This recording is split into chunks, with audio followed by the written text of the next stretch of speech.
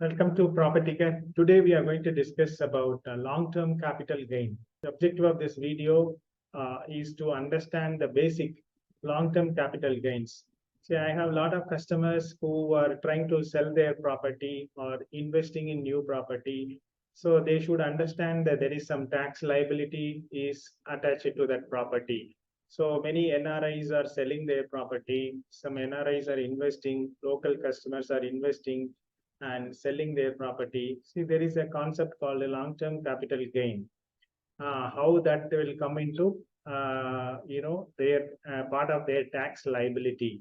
So that is the objective of this video. I'm just giving the basic idea. See, the more detail I have auditors, I can connect with them. So they'll give you the more details. I'm just giving the basic understanding of long-term capital gain with an example. Short and long-term capital gain tax for a property sale. So this when I talk about long-term capital gain, there are other things also. For example, you are selling the shares in a stock market using a demat account. So you are buying today and tomorrow you are selling it. For example, you are buying 2 lakhs shares today. Tomorrow the rate is higher and you may sell that for a higher price. So that is also a short-term capital gain. Suppose if you sell it after 3 years, 4 years, it will become a long-term capital with respect to the shares. So I am not talking such things. I am talking with respect to the property. So we do property management business. My name Radhakrishnan Kalimuthu. And mainly we do property management for traveling guys who are away from their property, but their property in South Bangalore, we are doing it. So we take letting rights and provide end-to-end service. So that is the service we do it. Mainly our customers are NRI, overseas citizens of India, and remote owners. They may be working in Mumbai, Delhi, other cities also, and their property is here. So we take letting rights and provide end-to-end service. So that is our main service. And I have few NRIs, since they are not coming back, they are planning to sell their property. And so for such transaction, there is a concept called the long-term capital gain. They have to pay the tax to the Indian government. There is certain law, as per the law, they're supposed to follow it. So that is the idea I'm giving in this slides. So this the target audience are property investors, home sellers, NRIs, and overseas citizens of India. So they are the origin of Indian, but now they have a resident in another country. So that is overseas citizen of India. So this PPT, mainly for information and education purpose only.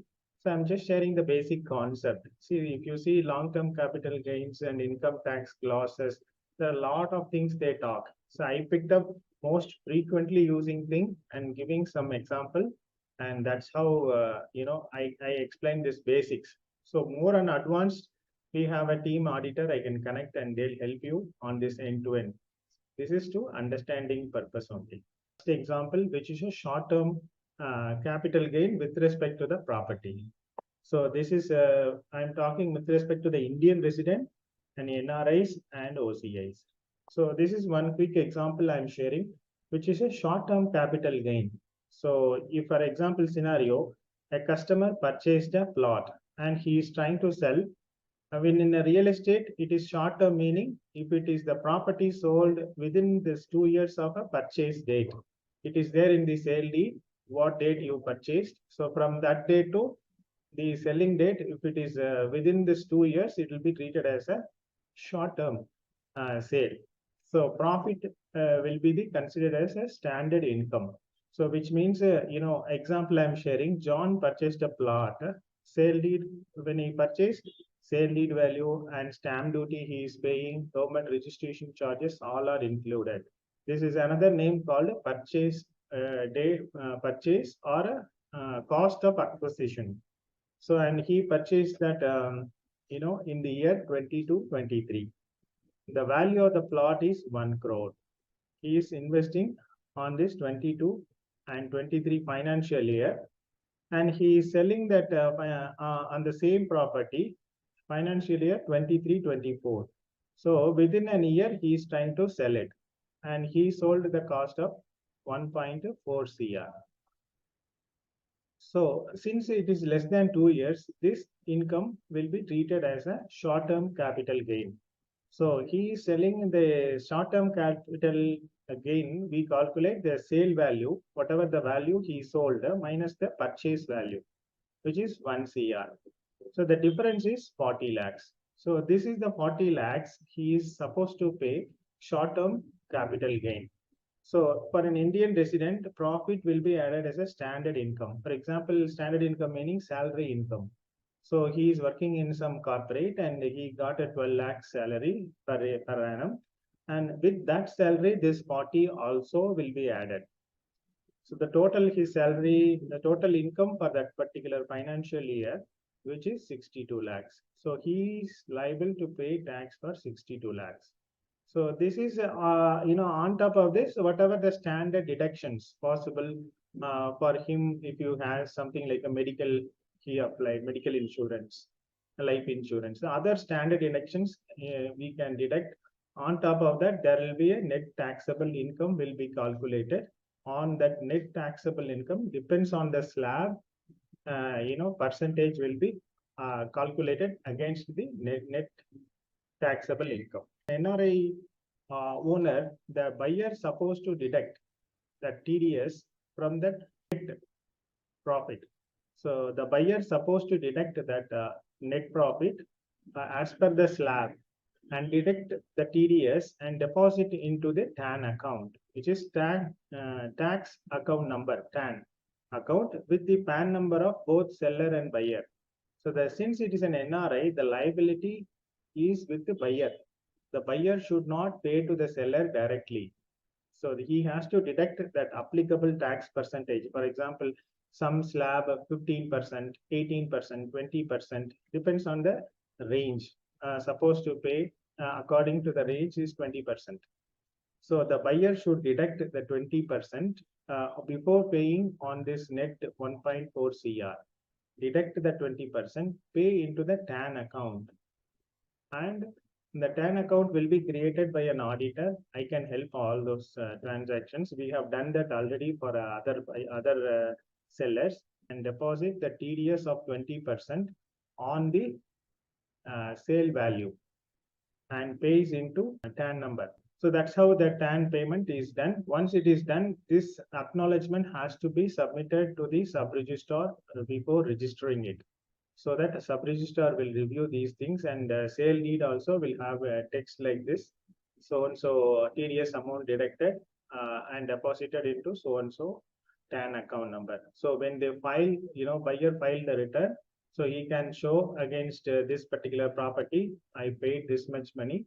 Similarly, seller also can tell that this much money I received for my property sale. So both should say these details and file their return. Then only legally it will be accepted. So with respect to the NRI, if the status NRI will be calculated if that person, seller, stayed over 182 days in one financial year abroad other than India, his status will become automatically an NRI status. So then if it is an NRI status, we have to follow this, deduct that percentage applicable on the sale value and deposit into TAN account. So, and both have to file IT return, then only the transaction will be legally accepted. So the next is the long-term capital gain. So the long-term capital gain under section 54. So there is an Income Tax Act. Under 54, the section, there are certain highlights. So generally this applicable on this scenario is invest in property. So owners will keep for some years and sell it off at a higher price over a period of time. That is beyond 24 months, which is 2 years. If a property purchase happened 2 years before and now he is selling it, then only the long-term capital gain will apply. There is small difference, long-term and short-term. The details I am discussing here, which is the section 54 highlights, which is exclusively for long-term capital gain. So this is for individuals, Indian resident, NRIs, OCIs are eligible for India residential properties only. Suppose an NRI having a property in other countries like US, UK, this is not applicable. So companies not allowed. So they are not eligible to claim this under section 54, which is only for residential properties. And the residential property, when I say new one, see if they are buying it from a builder or an old one, resale property or an under construction property, ready to move property. So these are all the residential properties are accepted. If the CIA is commercial, industrial and agriculture. If a property type CIA, which comes under 54F, not the 54. So these type of properties cannot be claimed. So if you sell this, if there is any capital gain, if they invest in again a residential property, see this section only allowed if they invest in residential property. If this commercial, industrial, agriculture property, if they sell it, in that capital gain money, they should reinvest in residential property and claim. It is okay, legally is okay. And the cap is 10 crore, both category, even in residential and commercial. So both the category and long-term capital gain 20%. So this is the long-term capital gain percentage, tax plus surcharge plus cess, same for Indian NRI OCI category also. So if it is an NRI OCI, this is why we're talking in short-term capital gain. So buyer deducts the TDS and pays into seller's TAN account. So that's the legal route if he is an NRI and OCI. If this NRI or Indian or OCI, if they reinvest the residential property in India, it is exempted. So if the selling today, if another property he purchased within a year, he can show this income against the purchased property, or within 2 years, he should buy another property. If it is an under construction property, up to 3 years, he can use this long-term capital gain, money into the another property. Suppose if you are not able to use that within this 2 years, you can deposit this into long-term capital gain account till utilized. You should not utilize this fund for something else unless you pay the tax. You should not be allowed to use this money. So that if you want to use and gain the long-term capital gain amount, you have to deposit till this utilized. Suppose till utilized meaning, suppose you are investing in 4th year in another property. So till 4th year, that should be in this long-term capital gain account. So that government creates that account, and you should deposit that account, that money, whatever earned money, into that account. Or invest in capital gain bonds. There are some government of India issuing the capital gain bonds. For example, National Highway Authority of India. So they are issuing certain bond. Using that, giving that bond, that National Highway Authority getting some fund and investing into some infrastructure projects. And that bond lock-in is 5 years. So once you invest, you should not take back that money within this 5 years. So the cap is 50 lakhs in one financial year for this bond investment. And your long-term capital gain is less than 2 CR. You can invest in 2 properties, 2 residential properties, and this is lifetime only once. Should not do this for multiple properties. Suppose if a long-term capital gain greater than 2 CR, one house you can invest. Invested and claimed in 1 year financial year IT return, and that property you should not sell it within 3 years. So if you sell it, and that exempted amount will be reversed and added into the cost of acquisition of a new property. So that you should not sell it within 3 years if you claim against that property this exemption, long-term capital gain exemption. If you avail it, you should not sell that property within 3 years.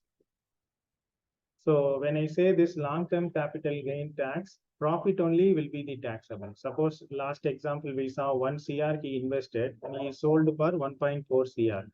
So only 40 lakhs, the profit on that only this percentages will apply. So that is called long-term capital gain tax, not on the sale value, which is 1.4 CR in previous example, not on that, only on the net profit. This cost of inflation index, something like every year government of India announces, which helps to get the correct current market price. Suppose if you're investing in 2015, some 1 crore. So now that same value is not the 2024 and 15, whatever the 1 lakh value is not the same on 2023, 24.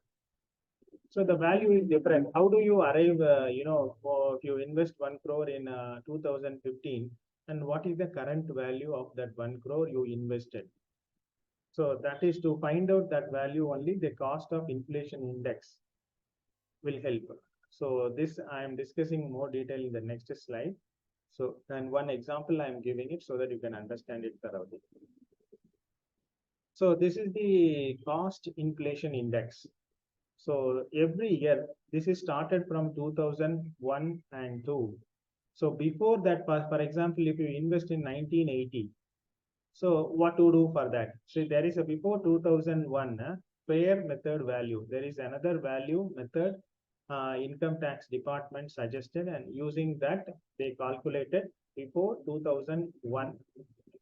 So from 2001 and 2, the base year started. From that, the cost inflation index is 100. So after that, whatever the year, each year, the government of India, the income tax department is announcing the cost inflation index. So we supposed to use this formula and arrive into long-term capital gain calculation. So the formula is cost of purchase amount into the sale year. For example, 2015 you purchased and you are selling in 2023-24. So every year, the 2023-24, 3348. So the purchase amount 1 CR and sale amount 1.4 CR and 348 is the sale year cost inflation index divided by the cost inflation index on purchase year, which is 2015, 254. So 1.4 CR into 348 divided by 254. So this is the calculation we suppose use. I am giving one example in next slide. So this is the long-term capital gain calculation and simple example. It is for a flat sale. So long-term capital gain for Indian and individuals only. No partnership, LLP is not eligible for this calculation. So Ganesh purchased a flat which is 55 lakhs and the financial year is 2010-11.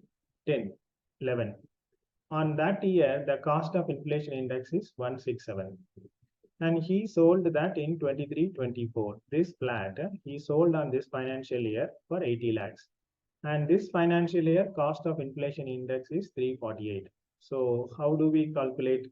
So the current value, after adjusting the current year inflation, so which is the purchase amount will be recalculated. So the purchase amount into cost of the CIA value of sold year, which is 348, value of purchased year 167.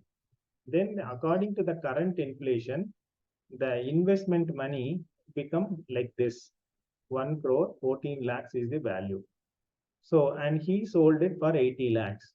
So the current value of the 55 lakhs is this one, and he sold 80 lakhs. Balance the sold value minus CIA value, which is 1.14. So the loss of 34 lakhs he sold it. So since it is a loss, so he can offset against his net tax liability and file IT return saying that property sold with a loss. So that against his PAN number, this property will be marked as a sold. So they have to file IT return, although it is a loss, we should file and say that this property is sold. Suppose if it is an NRI and OCI, 20% on the profit. Since it is loss, there is no need. Suppose if it is a profit, so 20% of long-term capital gain tax will be calculated on profit amount plus surcharge cess as applicable as per the slab. No tax if reinvested in residential property in India. So if it is an NRI, again the buyer has to create a TAN with the help of an auditor and deposit this 20% on profit amount and put it in his TAN account. Second example I am putting for a plot sale. So Gopi purchased a plot for 75 lakhs on the year 1718. So cost of inflation index on that year, which is 1718, is 272. Sold on 2324, which is 1.1 CR. 348 is the cost inflation index on this 2324. So as per the formula, the purchase amount into sold year CI value divided by purchase year CI value, which is 95 lakhs. So he invested 75 on, as per this adjusting the inflation. So the price 75 become 95. But he sold on 2324, which is 1.1 CR. So minusing these two from this, minusing this, which is 14 lakhs is the profit. So on 14 lakhs, he is supposed to pay 20% tax on profit, which is 2.8 CR, 2.8 lakhs. So if it is an NRI OCI, same thing, like he has to put it in a TAN number, create it and put it. And if he reinvestment, there is no tax on reinvested money. There is another one. If they want to take back money to the resident, where they live in on that country. So there is another act called double taxation avoidance agreement. Suppose if they are taking back to US, whatever the sold value, this money, there is a tax here he is supposed to pay, and there is a tax in when they take money to the US. The local law also will charge some money. To avoid that clash, there is an agreement, double taxation avoidance agreement. So this act will help to avoid the tax in the country where they are taking. So this I am putting a next video next week, so that in that more clarity I will give it. And the above example, if they invest out of this 2.8 lakhs, 1 lakh into the another residential property. So partially he is investing into another residential property in India. Then the balance amount only will be taxable, which is 1.8 lakhs only will be taxable. That goes into TAN account. Third example, I am giving a plot and building a new home and selling it. So this is the another example. So in this case, one plot purchase happening, which is called cost of acquisition on 2021 for 60 lakhs. And 301 is the CII value. And built new home, which is on the same year 2021, which is the improvement happening on the site, which is a separate tax section, which is 55. If future years, there is a cost of improvement, there is another calculation. So if it is a future, if it is I am taking for a simple reason, the same year, this Raman building a house on the purchased plat, which is 2021. So 50 lakhs he is spending to build a new home. On that year, which is 2021, cost of inflation index is 301. So he sold it on 2324. So he purchased 2021 and built home and selling it 2324, which is a long-term capital gain. So he is selling to 1.32 crores. But cost of acquisition as per our calculation is 1.17. So balance is 14 lakhs, he is getting the profit. So 20% on this 14 lakh, which is 283. See, he is supposed to pay to the government this 283. So if it is an NRI, he is same thing, like he has to put it in the buyer has to deduct the TDS, deposit into TAN account, so that he will not face any issues. When they file the return, they can show this TDS credit and offset against the tax liability, and by giving the necessary proofs. So this is the plot sale example. So what are all the other possible deductions when they consider on the cost of acquisition or a sale consideration? So suppose if the seller coming through flight here to sell the property, so he can show this travel cost and deduct it. And a brokerage paying to the property consultant, some consultant will help them. We also doing this, and whatever the charge we get it, and he can show that we give the receipt and claim that from the his tax liability. And legal fees, any legal lawyers he hired, his charges can also be claimed. And advertisement cost for property sale, some a marketing I've done for so and so property, he can claim that. Invested in another residential property under section 54F, he can claim that money also from the calculated long-term capital gain, which is on 20% on net profit.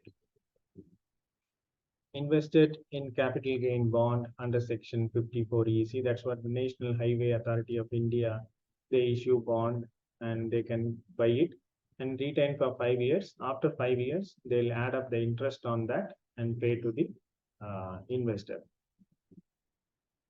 So this is the quick idea of long-term capital gain. So those who are interested to invest and sell their property, they should aware of this. I've seen many customers, they are investing without understanding this.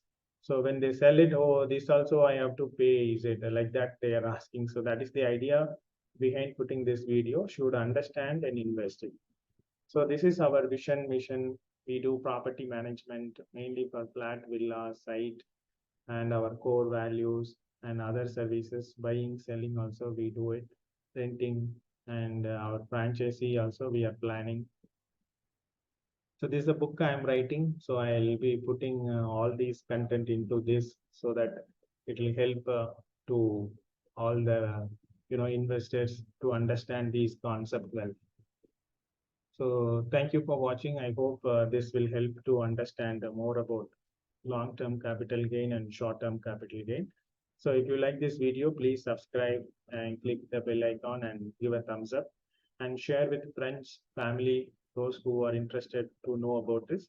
The basic idea, fundamental concept only I'm explaining. More detail, like for example, if they were joint owner, so what is the numbers calculation? See, all those explanation I can't give in this small video. So I have auditor, I can connect it and she will help you on this. And so another example, like if it is a senior citizen, how does that calculation will work? So there is a difference there. So there is a case to case also, they'll help. So thank you for watching. Thank you. Bye bye.